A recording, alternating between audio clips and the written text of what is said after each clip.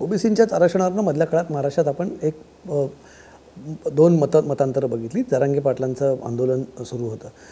निवडणुकीमध्ये तुम्ही असेस केलं असेलच अर्थात, त्याचा किती फरक पडेल, पण एक ओबीसी विरुद्ध मराठा असा एक अंडर करंट आहे असं मला ग्राउंडवरती जाणवतं.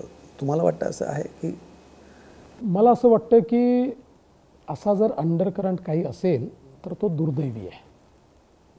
बघा, ज्यावेळेस हे आंदोलन चालू होतं त्यावेळेस मी 2-3 वेळा बोललो होतो की महाराष्ट्राचं सोशल फॅब्रिक हे मला जास्त महत्त्वाचं वाटतं.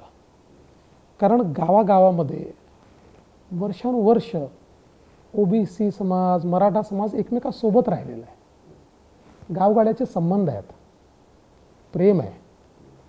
आणि अशा परिस्थितीमध्ये हे दोन समाज जर एकमेकासमोर उभे राहिले तर महाराष्ट्र फार अडचणीत येईल. आज तरी मी असं म्हणणार नाही की असं काही टोकाचं घडलं आहे, पण ते जर घडलं तर हे महाराष्ट्राकरता दुर्दैवी असं मी म्हणेन.